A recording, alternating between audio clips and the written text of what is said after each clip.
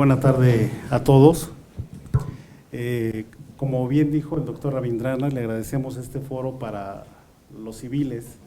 Yo soy defensor de derechos humanos, tengo un colectivo, y pues nosotros los colectivos somos los que andamos por allí siempre haciendo cosas un poco diferentes. Y en este caso, el incidente de rendición de cuentas, nosotros en las juntas que tuvimos con los papás y las mamás, empezamos a cuestionarnos esta parte de la pensión alimenticia. Algunas mamás que ya también les toca pagar decían, es que yo no tengo la certeza de que ese dinero realmente lo estoy usando para el menor. Y los papás, de igual forma, que por estadística, no existe una fuente certera aquí en la Ciudad de México, pero se estima que normalmente las guardas y custodias se otorgan a las mujeres entre un 90 a 95%. Tenemos una estadística que usamos como referencia a España y otros países. Me refiero más a España porque ahí la figura de la custodia compartida es importante y es más aceptada. El 70% de las guardas y custodias se las dan a las mujeres, un 24% se lo andan dando son guardas y custodias compartidas, y un 5% aproximadamente se los dan a los varones. En el caso de México, pues los porcentajes son mínimos. Entonces, me voy a referir en este caso a la administración de la pensión alimenticia en relación a la proporcionalidad, es decir, que le toca a las mujeres, por los porcentajes en que se les dan las guardas y custodias, pues administrar ese recurso. Sí, lo aclaro para que no se entienda que hay una tendencia a discriminar. Bien, nos cuestionamos en ese grupo, como reitero, ¿qué se hace con ese dinero? Y empezamos a investigar. Las preguntas eran, bueno, yo trabajo, me dan un presupuesto, si salgo de viaje, me asignan una cantidad, yo tengo que rendir cuentas, ¿sí?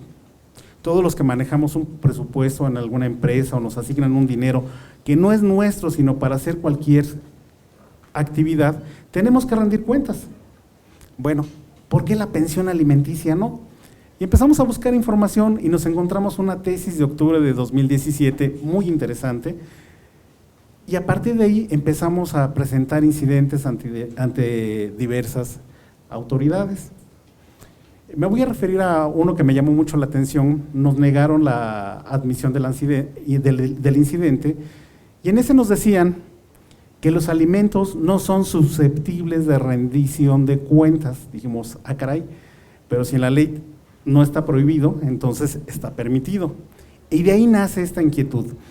¿Por qué es importante la rendición de cuentas si nosotros pugnamos? Y le hago una invitación a la sociedad civil, a todos los que nos están viendo en línea y todos aquellos que estén dando una pensión alimenticia, digamos, jugosa, que promuevan sus incidentes.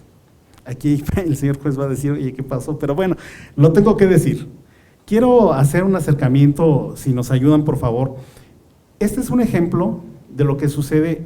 Este es un calcetín. En este caso, el papá aportaba una pensión alimenticia en promedio de 10,000 pesos mensuales. Cada vez que le entregaban a su hijo, no sé si se alcanza a ver bien por ahí, ahí está el calcetín, todo raído, roto, viejo. Pusimos aquí en este zapato también una moneda de 10 pesos para que ustedes vean cómo se lo entregaban sin mudas y con ropa vieja. Bueno, de ahí nacen esas inquietudes. Afortunadamente eso ya se resolvió y se logró que la pensión se bajara, no por incidente, a un 50% de lo que estaba aportando. Pero se va a seguir pugnando porque se rinda. El interés superior del menor nos dice, pues nosotros en nuestra lógica, ¿verdad? Decimos, pues que hay que cuidarlo y ese dinero es para el menor, entonces tenemos que cambiar esa mentalidad, porque yo creo que esta ley cuando surgió, pues es del siglo pasado, tiene muchos vicios, el contexto social ya ha cambiado. Antes las mujeres, pues en mi caso mi mamá se dedicó siempre al hogar y pues yo creo que era no se divorció, pero si se hubiera divorciado, pues era normal que ella tuviera que haber administrado ese dinero porque no se dedicaba a otra actividad laboral, sino preponderantemente a la familia y a la casa. Pero hoy en día, en 2018, donde las mujeres ocupan puestos muy importantes e inclusive a veces ganan más dinero que la persona que tiene que aportar esa pensión. Y nosotros estamos pugnando porque crear una cultura de transparencia. Bien, la Constitución nos dice que todos los asuntos de la familia o los asuntos inherentes de la familia son del orden público y del interés social. Entonces, pues la pensión debe de ser del orden público, de tal forma que se conozca en qué se está usando ese recurso de forma adecuada para el menor, con la consecuencia desde nuestro punto de vista que va a tener dos vertientes, que si se hace un trabajo profesional, puede ser que la pensión alimenticia sea insuficiente porque el menor sí esté haciendo mayores gastos. Con esto no quiere decir que el que otorgue la pensión le toque pagar todos los gastos, sino que tiene que ser proporcional, 50 y 50, pero probablemente le haga falta. Bueno, si es así, que bueno, ya será una responsabilidad y conciencia que si se puede pagar, pues se aporte. Pero también resulta, como hemos visto en estas pensiones jugosas, que se dan 10,000 pesos y el niño va a una escuela particular que paga 1,000 pesos y le quedan 9,000 pesos, donde no le compra ropa, donde no le dan otras atenciones, te cobran las visitas, gasolina, casetas, gastos médicos, a cambio de dejarte ver al niño. Es un tema muy interesante.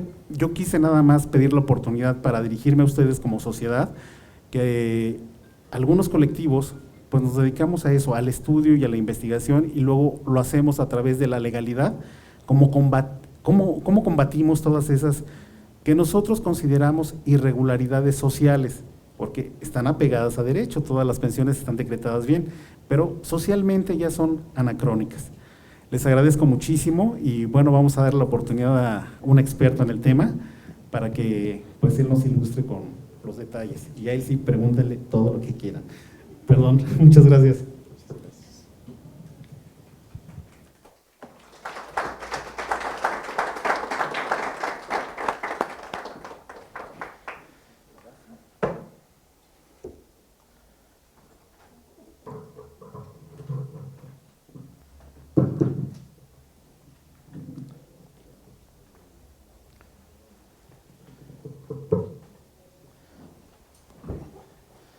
Buenas tardes a todos. Buenas tardes, doctor Juan Cisneros. Buenas tardes, licenciado José R. Ferreira, y a todos los que nos siguen a través de las redes sociales.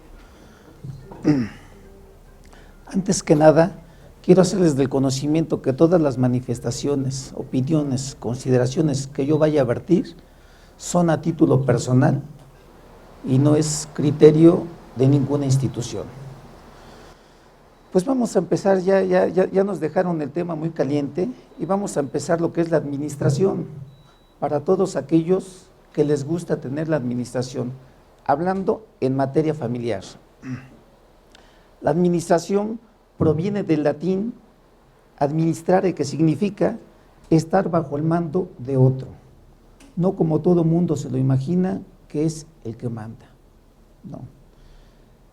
Y como sinónimos tenemos que es ordenar, disponer, organizar, desempeñar, ejercer algún cargo, suministrar, proporcionar, distribuir y cualquier otra que sea semejante. Y en base a estos sinónimos, yo me atreví a hacer una definición de lo que es la administración. Es un conjunto de actos jurídicos por medio del cual una persona dispone organizadamente de recursos económicos para suministrarlos proporcionalmente y lograr un objetivo. Estamos hablando que ese objetivo es una pensión alimenticia para el interés superior del menor. Como se dan cuenta, no es tan fácil ser un administrador, porque no nada más es manejar esos recursos, sino las consecuencias para el administrador pueden ser mayúsculas. Propiamente, el tema que nos tiene aquí, que nos convoca, es la rendición de cuentas. Ya nos dieron una pequeña reseña de lo que es la rendición de cuentas, y el artículo 2569 del Código Civil para la Ciudad de México lisa y llanamente nos dice que es la obligación de dar cuenta de la administración, así de sencillito. La rendición de cuentas es dar cuenta de la administración. Pues en este caso, yo les he de decir que yo aproximadamente tengo 27, 28 años en el tribunal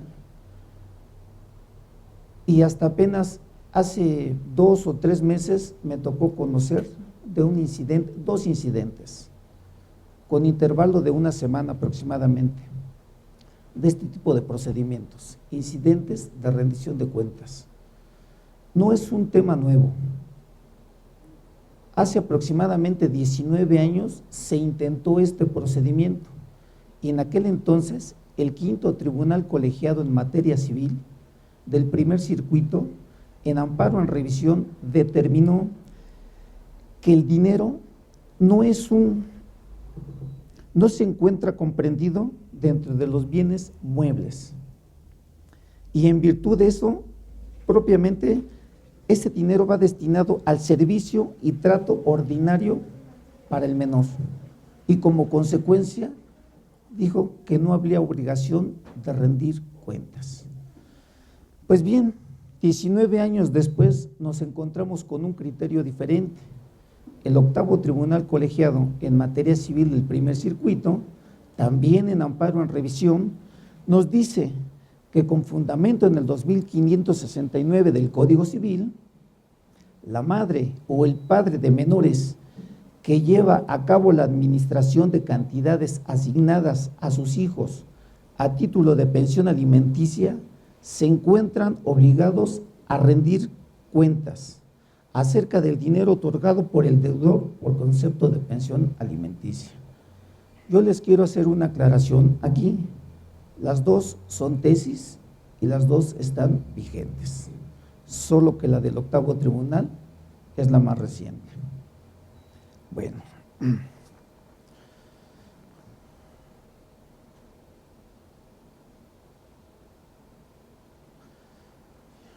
ya que tenemos que sí existe obligación de rendir cuentas, pues vemos quién está legitimado para pedir esa rendición de cuentas. Pues tenemos que es el juez, el Ministerio Público, el deudor alimentario, que creo que es el más interesado, y en casos de interdicción, el curador, el Consejo Local de Tutelas, el Ministerio Público y el menor si ha cumplido 16 años. Está bien, está bien.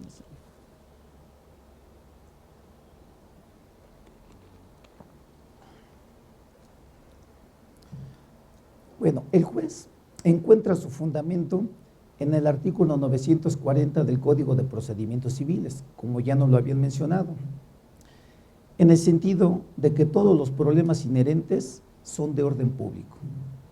Y el artículo 941 del mismo ordenamiento legal nos dice que el juez está facultado para intervenir de oficio en todos aquellos problemas que tratan principalmente de menores y de alimentos.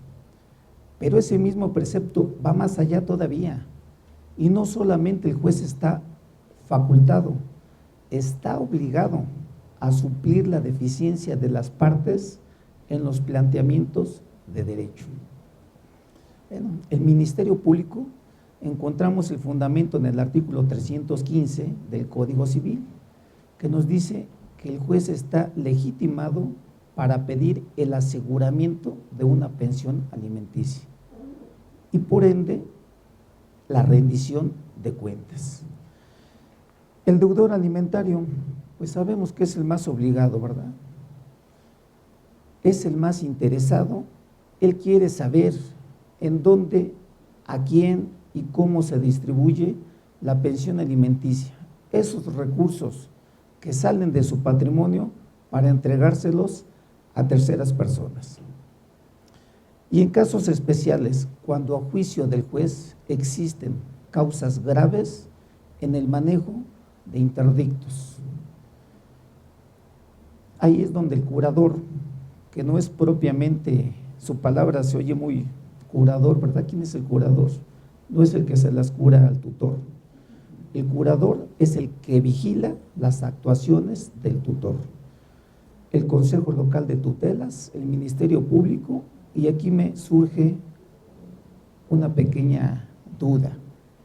El menor, cuando ha alcanzado 16 años, si está interdicto, ¿cómo un menor va a solicitar una rendición de cuentas? Se puede solicitar, pero es a través de otro tutor, un tutor especial. Pero la ley nos refiere que también el tutor, el menor de 16 años. Bueno, ya sabemos que debemos rendir cuentas, ya sabemos quién está facultado para exigir esa rendición de cuentas. Pues vamos a ver quién está obligado a rendir cuentas. En un primer supuesto tenemos que son todos aquellos que tengan la custodia y o administración de la pensión alimenticia en favor de aquellos que tienen incapacidad natural o legal.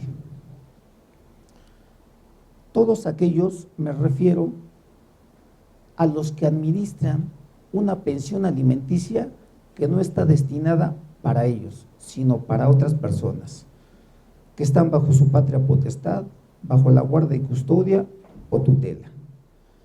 Y dos, los que administran una pensión alimenticia en favor de sí mismo. ¿Quiénes son esas personas que administran una pensión alimenticia en favor de sí mismo? Pues los cónyuges, excónyuges, los concubinos, los exconcubinos, el padre, la madre, los hijos mayores de edad, los hermanos, todos ellos son personas que administran una pensión alimenticia en favor de sí mismo. Aquí la pregunta sería, ¿por qué voy a rendir cuentas yo mayor de edad en pleno uso de mis facultades mentales si el artículo 24 y el 647 del Código Civil dicen que una persona mayor de edad puede disponer libremente de su persona y de sus bienes? Si estos recursos económicos entraron en mi patrimonio, ¿por qué yo mayor de edad o cónyuge, excónyuge, quien sea, tengo que rendir cuentas? Bueno, sencillo.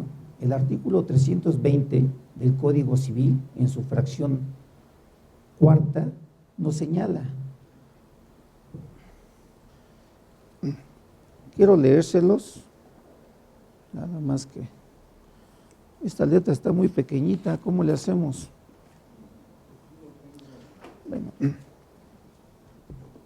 el artículo 320, a ver si lo recuerdo de memoria, nada más sencillamente nos dice que se suspende o cesa la pensión alimenticia, y en su fracción cuarta nos dice, cuando la necesidad de los alimentos depende de la conducta viciosa.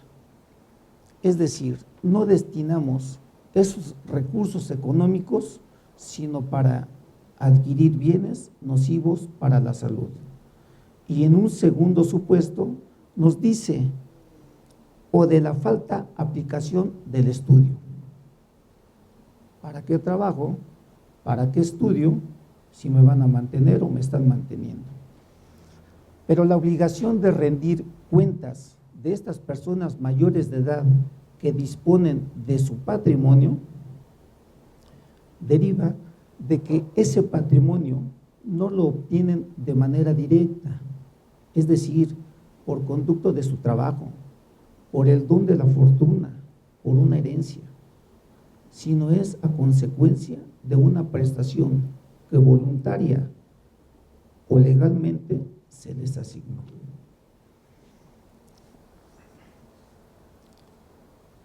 Ya que sabemos quiénes están facultados, quiénes están obligados a rendir cuentas, nos encontramos con un detalle más.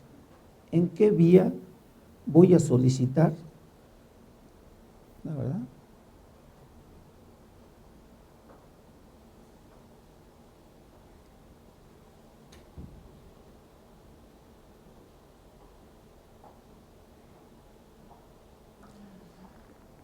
¿En qué vía vamos a solicitar la rendición de cuentas? El artículo 94 del Código de Procedimientos Civiles, que yo aplicaría por analogía o similitud jurídica, nos dice en un primer párrafo que las resoluciones judiciales dictadas con el carácter de provisionales pueden modificarse en sentencia interlocutoria o esperarse a que se dicte la sentencia definitiva.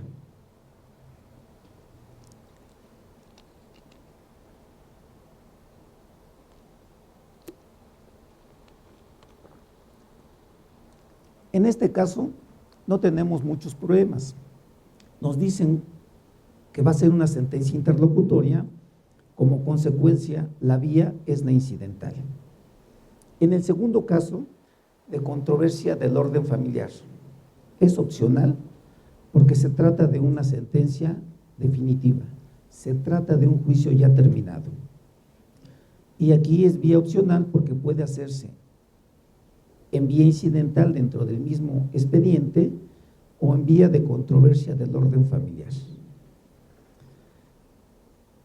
Si nos ponemos a pensar que el artículo 88 del Código de Procedimientos Civiles nos dice que los incidentes se resuelven con un solo escrito y si no se ofrecen pruebas, en 3 días se dicta la sentencia, qué padre, ¿verdad? Pero los que han litigado la vía incidental se dan cuenta que no es así. A veces los incidentes son más tediosos, duran más voluminosos que incluso el principal. Y nos dan 3 días para dictar una sentencia. Aquí el procedimiento que se le da al incidente es que el escrito se presenta directamente ante el juez.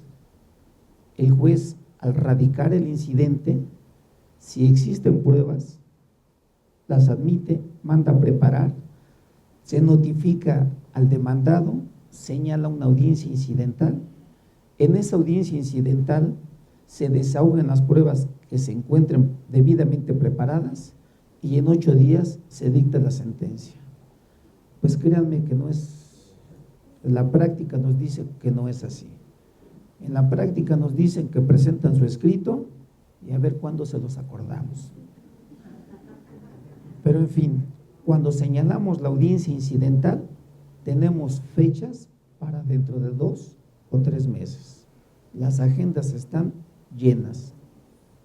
De veras, hay litigantes que luego van y dicen, oiga, licenciado, ¿por qué? Pero que en ocasiones he mandado traer las agendas y les digo, mire, por esta situación, la materia familiar es la más socorrida para nosotros, ¿eh? Cuando se demanda en controversia del orden familiar, el procedimiento es similar, pero aquí se le está dando un poquito de más privilegio al demandado, porque no son 3 días para contestar, sino son 9 días. Se le da más oportunidad para recabar pruebas. Y en estos casos, la demanda en vía de controversia del orden familiar se presenta directamente ante una oficialía de partes común del tribunal.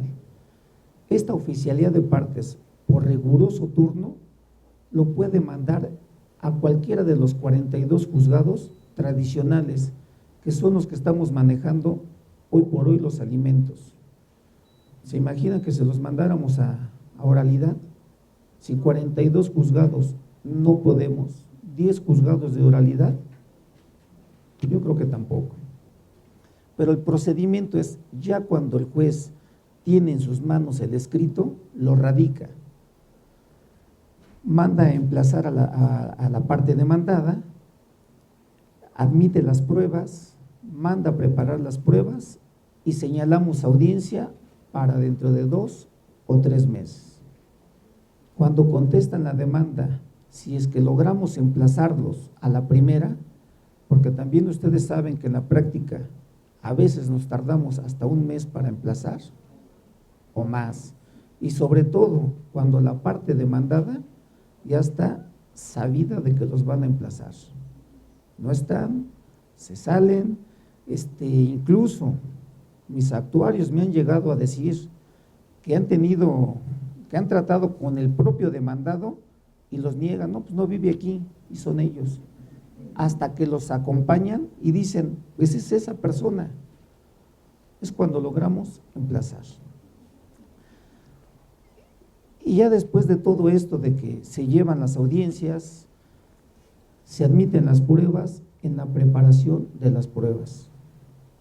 No es tan fácil a veces preparar pruebas, y sobre todo en materia familiar, pues ordenamos pruebas para mejor proveerse. Y luego hay litigantes que por ahí nos ofrecen pruebas que nada tienen que ver con la litis. Si no las admitimos, viene la apelación y la superioridad, la sala nos dice, admite. ¿Se imaginan en una rendición de cuentas vía incidental o controversia del orden familiar que tengamos que escuchar al menor? Para no dejar en estado de indefensión. Puede ser, pero yo no le veo el caso. Pero en fin, ya que tenemos todos estos supuestos, ¿cuál es la finalidad de pedir la rendición de cuentas? Yo creo que aquí debemos de ser muy cuidadosos. Lo ideal es conocer con transparencia el destino que se da a los recursos de la pensión alimenticia, en qué rubros y en qué porcentaje. Eso sería lo ideal en una rendición de cuentas. O quizás están preparando el terreno para otras acciones, como cambio de guardia y custodia, suspensión de la patria potestad, pérdida de la patria potestad. Bueno, en ese tenor, a mí sí me gustaría hacer una reflexión, pedirles que tomen en cuenta qué es lo que en realidad quieren. Si nada más necesitan saber con transparencia qué se hace con sus recursos, qué bueno. Pero si es preparar el escenario para otra acción, no lo intenten. Yo de veras los invito de todo corazón. ¿Por qué? Porque los procedimientos no son como nos lo señala el código. Presentas tu escrito, a los 3 días ya tienes tu resolución. No es cierto. Ahora, la rendición de cuentas que se pide es por año, semestral, trimestral o mensual. Vamos a suponer que sea por año. Bueno, quiero conocer lo que hiciste en el 2017. Antes de que tomen esta decisión, por aquí les traje lo que son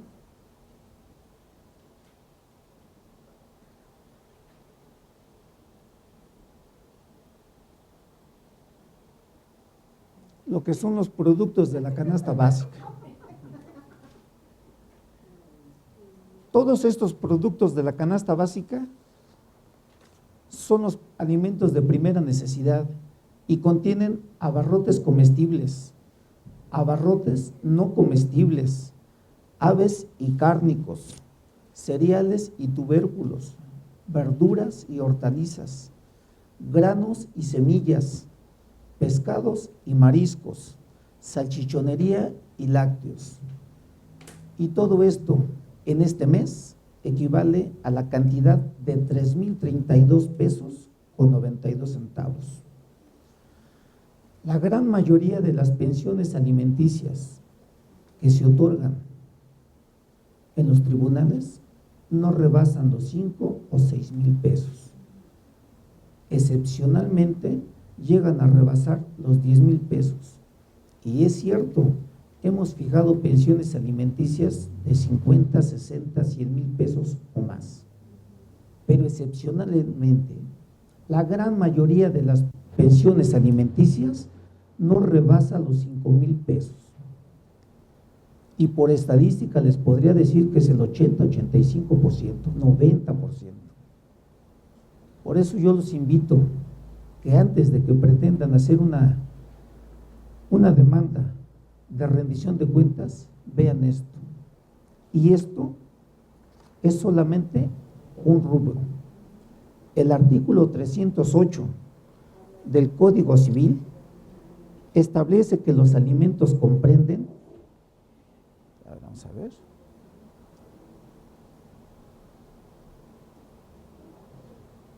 No creo que no está. Así, aquí está. Que comprenden la comida. Toda la canasta básica es pura comida. Pero además, el vestido, la habitación, la atención médica, la hospitalaria y en algunos casos gastos de embarazo y parto. Si los acreedores alimentarios son menores de edad o están en edad escolar, aparte, gastos de educación. Y cuando el acreedor alimentario es interdicto, además todos los gastos para su habilitación, su rehabilitación y desarrollo. Piensen antes de hacer una demanda porque puede ser contraproducente. Y únicamente estamos tocando lo que nos dice el artículo 308, sin tomar en cuenta que hay otro tipo de gastos mayores y donde se invierte más, como pueden ser el gas, la luz, el agua, el internet, por ahí un teléfono que tengan los hijos, no sé, pasajes, gasolinas y todo lo que se les pueda ocurrir. A mí se me ocurre algo más, que la parte actora, ya sea incidental o vía autónoma, que en su momento es el deudor alimentario, también tiene que pagar con ese dinero los gastos de representación del abogado contrario. ¿De dónde va a salir ese dinero? Pues de la pensión alimenticia. No es fácil, de veras. Yo creo que sí es muy importante este tipo de juicios, una rendición de cuentas, pero en casos muy excepcionales. Nada más demandar por demandar o preparar el escenario para otro tipo de acción, pues yo los invito a que se desistan, no es fácil. Si lo que están buscando es una suspensión, una pérdida de patria potestad, un cambio de guardia y custodia, una disminución o cesación de la pensión alimenticia, pueden hacerlo de manera directa y no buscando este tipo de incidentes, porque además de que es muy largo, es muy tedioso, van a acabar cansados y ya no les va a tener que dar ganas de cualquier otra acción. Por eso yo sí los invito a reflexionar y quiero terminar mi participación en ese aspecto. Reflexionen, no abusar de las bondades del derecho. El administrador tiene la obligación, el demandado también está obligado a proporcionar los alimentos. Ese ratito escuchamos en la presentación que nos hablaban de la proporcionalidad. Actualmente, el padre y la madre tienen la necesidad de trabajar. Un solo sueldo no alcanza. Y si bien es cierto, en una separación, en un divorcio, quien no tiene la custodia de los menores, que normalmente es el varón, está obligado a dar una pensión alimenticia y se le fija un porcentaje. Y la pregunta es, ¿y por qué no le fijas ese porcentaje a la mujer? Bueno, porque la jurisprudencia, la Corte nos ha dicho que la mujer paga los alimentos con la atención de los menores. Pues hasta aquí acaba mi participación. Por su atención, muchísimas gracias.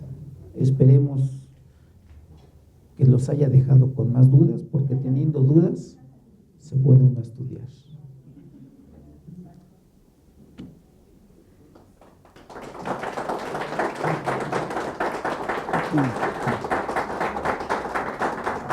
Preguntas.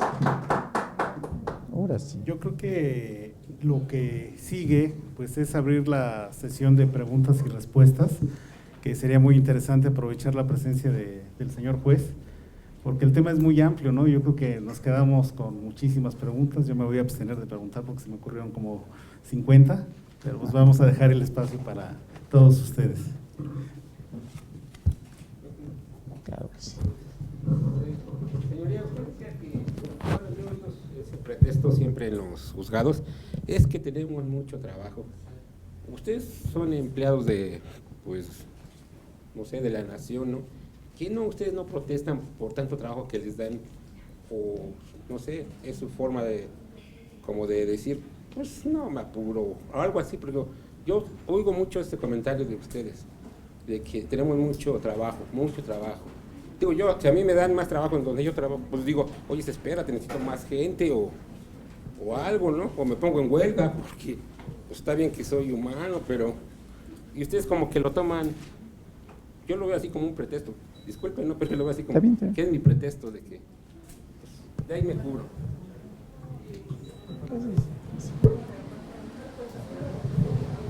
Gracias. Bueno, no es un pretexto, es una consecuencia del trabajo. Nosotros en materia familiar ya estamos rebasados. Las estadísticas nos dicen que del 100% la materia familiar tiene el 60-63% de trabajo. El resto está dividido entre materia penal, laboral, civil, administrativo y cualquier otra materia. Materia familiar está muy rebasada. Y no es pretexto, vaya. Y tampoco, y mucho menos, podemos ponernos en huelga. ¿No? ¿Se imaginan? Y de que solicitamos personal, lo solicitamos. Hay ocasiones, y me voy a atrever a decirlo, y ojalá llegue a los oídos de él, pero ni computadoras tenemos, se descomponen. Las copiadoras, yo veo a la gente desesperada por sus copias, pues cada vez nos dan copiadoras más sofisticadas, pero más lentas. Cuando piden copias certificadas, hay que meter el voucher y de aquí lo mandamos a la computadora de los secretarios de acuerdo para que nos autoricen las copias certificadas. Y en ese trámite de 5 metros nos tardamos hasta 1 hora. No es fácil, pero de que protestamos, protestamos. De que nos ponemos en huelga, no podemos, ni debemos. La justicia no puede estar durmiendo.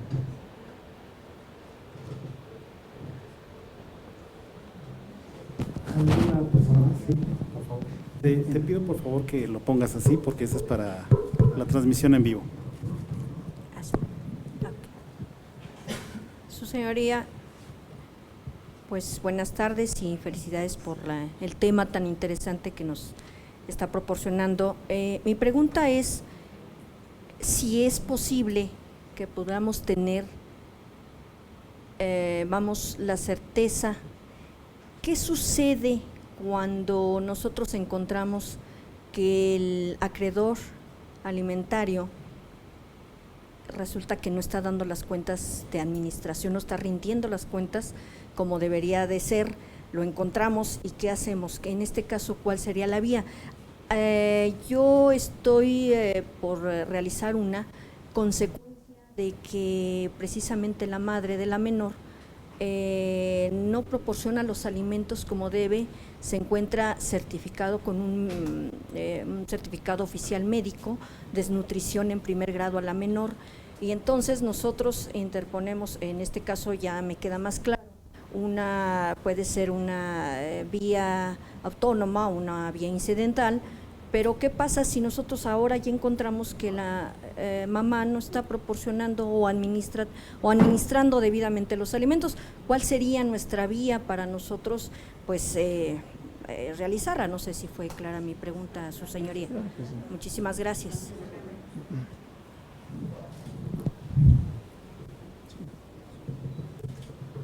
Bueno, mire, depende en qué etapa procesal se encuentre. Si es una medida provisional, es la vía incidental. Si ya existe una sentencia definitiva, puede optar por la vía incidental o la controversia del orden familiar.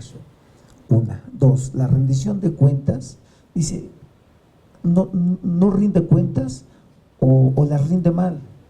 Yo les pregunto, ¿cuál sería la sentencia que se dictaría? Eso es lo que quiere escuchar, ¿verdad? ¿cómo resolveríamos nosotros? Y luego, ¿para qué efecto? Bueno, yo le digo, suponiendo que la rendición me está comprometiendo bonito, pero aquí estamos para eso. La sentencia, ¿qué va a decir? No se te aprueban tus cuentas. ¿Después de cuánto tiempo?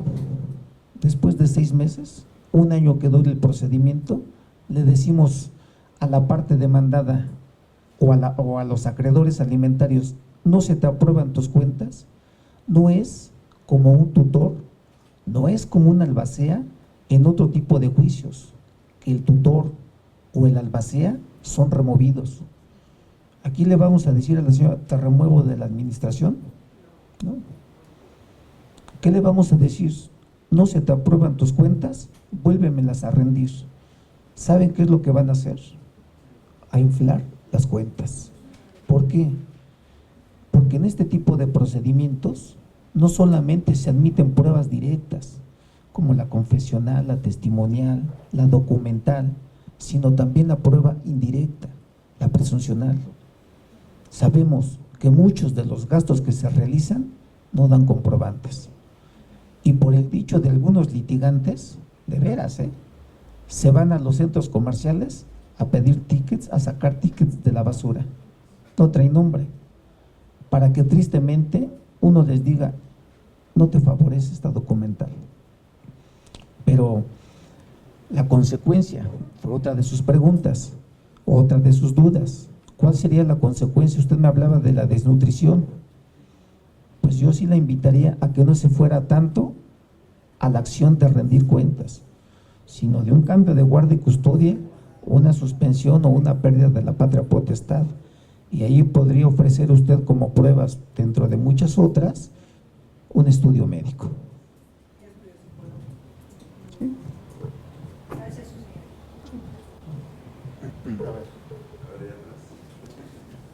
Vamos, no alcancé a ver quién levantó la mano primero. Por favor, así. Su señoría, buenas tardes. En razón de lo que acaba de exponer, dándole contestación a la compañera, debo entender entonces que sí cabría, hablando de esta figura, sí cabría una administración fraudulenta. Podría ser, porque, miren, para juzgar hay que comprender y para comprender hay que ubicarse. Cuando nosotros somos parte de actora, exigimos del otro honestidad, pero cuando somos parte demandada, tratamos de defendernos. Y en este caso, la prueba indirecta no es para cometer un fraude o procesal o una acción fraudulenta como usted me la maneja, sino para tratar de justificar, porque hay muchos gastos que no se pueden justificar sino por la pura presunción. Nada más. Imagínense que llegue una señora a decírselo a contrario sensu. Viene una señora a decir que trae a los hijos bien vestidos, bien gorditos, y dice, el señor no me da alimentos. Uno los ve bien arreglados, bien llenitos, y dice, pues ¿cómo es posible, no? Pero yo como una acción fraudulenta, un fraude procesal, yo no lo vería. Sería muy arriesgado. Adelante, pasamos de este lado, por favor. ¿Qué tal? Buenas tardes. Buenas tardes. Mi pregunta va en función de la competencia, toda vez que si un juicio de divorcio bilateral se llevara ante un juez de juicio oral, mi pregunta es, ¿tendría competencia el juez de juicio oral para efectos de en un juicio autónomo, una vez dictada la sentencia de juicio bilateral, conocer del juicio de rendición del incidente, o sería aquí del juicio de rendición de cuentas, toda vez que el artículo 1019 le establece la competencia? Gracias.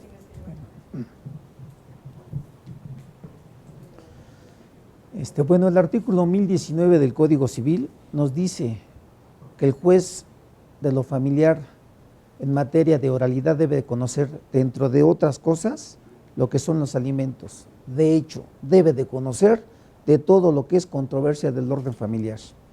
¿Por qué no conoce el juez de oralidad?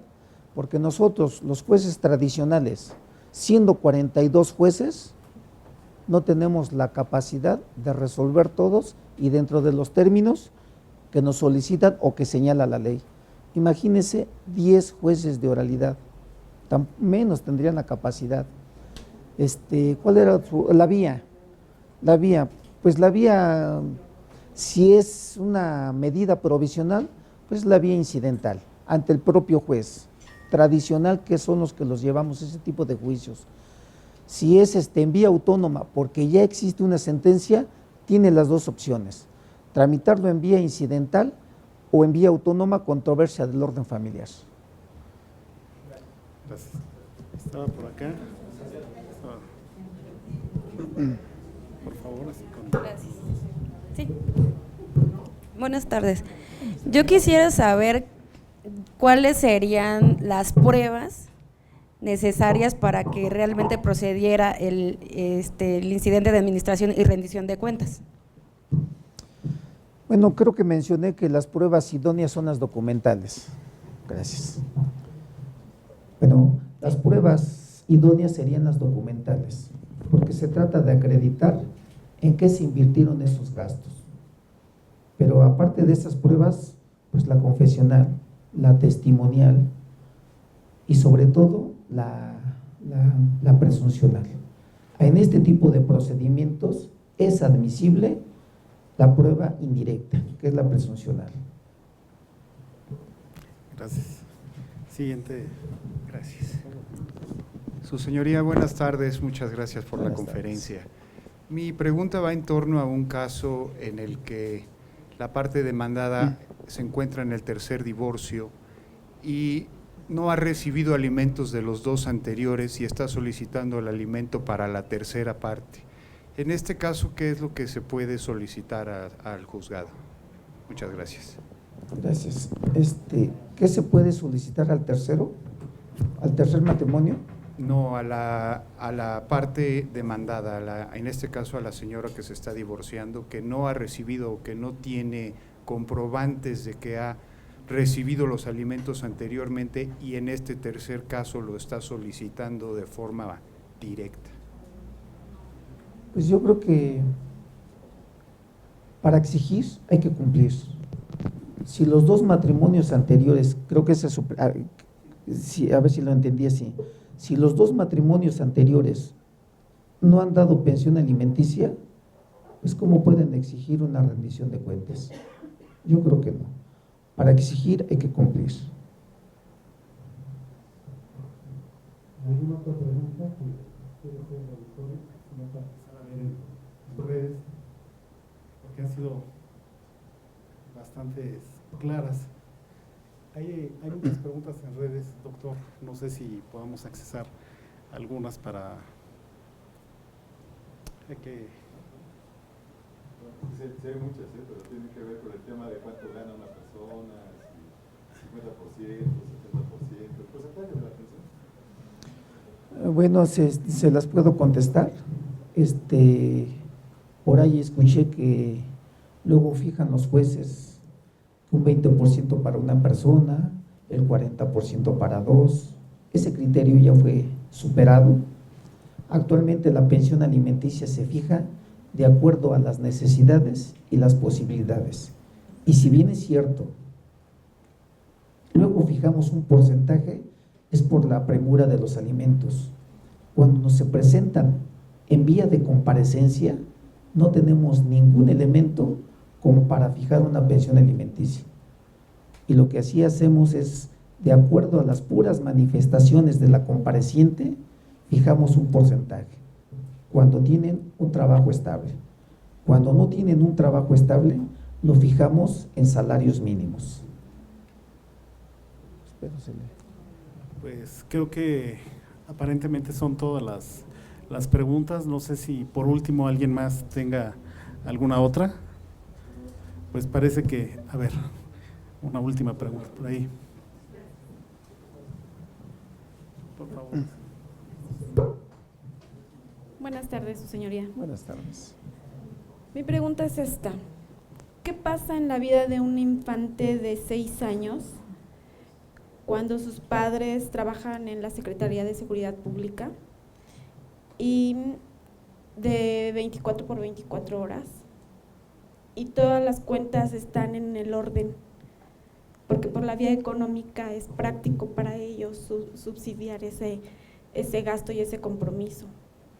Pero con la vida moral de la infante, ¿cuál es la vía más corta que ustedes como juez toman para la sanidad o la salud moral, física de un infante? Para la salud de la menor o del menor, cuando ambos padres trabajan 24/24, quiero entender, ¿a quién se le decreta la guardia y custodia? A la madre.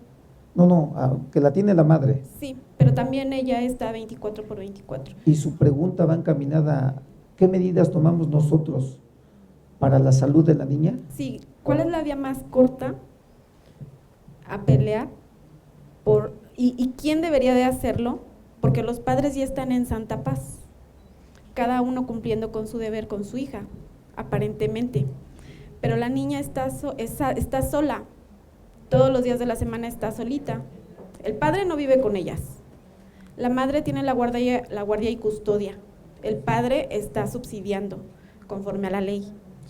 Pero la niña, por la vía moral, sufre de depresión. Está sola. La cuida una señora que es vecina y las autoridades no toman cartas en el asunto. La tía es la única que puede ver y la abuela. A la abuela se la arrebataron del seno familiar. Y la niña ahora está con una vecina en un lugar, en una habitación de 4x4 viviendo. ¿A quién le corresponde tomar esa responsabilidad? Porque los padres están cumpliendo. Bueno, sí, ya le entendí.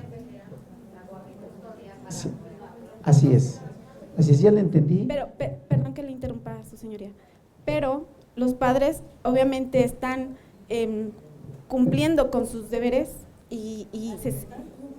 alimentarios. ¿Qué pruebas necesita la persona que va a defender, en este caso la abuela, la tía, para que un juez tome una determinación determinante y rápida? ¿Cuál es la vía más corta, su señoría? Bueno, gracias por su respuesta. Ya le entendí cuál es su pregunta. Mire, la vía más corta, si existe ya un procedimiento, la vía más corta es la vía incidental, porque ahí los términos se acortan. No son 9 días para contestar, sino 3. El juez es el que debe de tomar las acciones, pero deben de hacérselo del conocimiento. ¿Quién se lo debe de hacer del conocimiento?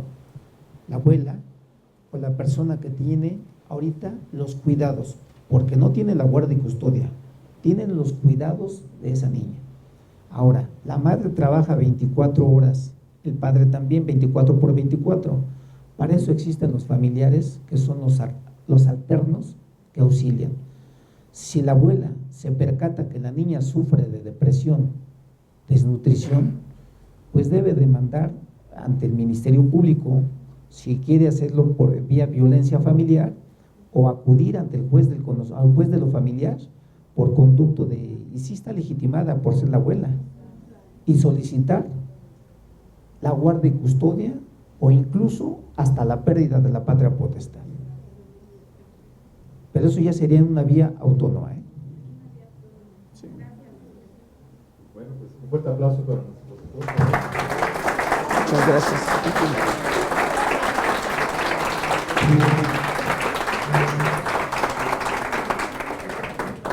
Agradecemos mucho, señoría, esta oportunidad que nos da de poder platicar con usted, de compartir impresiones, ¿verdad?, que son muy complicados, sobre todo la materia familiar, como bien lo dice. Y bueno, quiero aprovechar para entregar este reconocimiento muy merecido.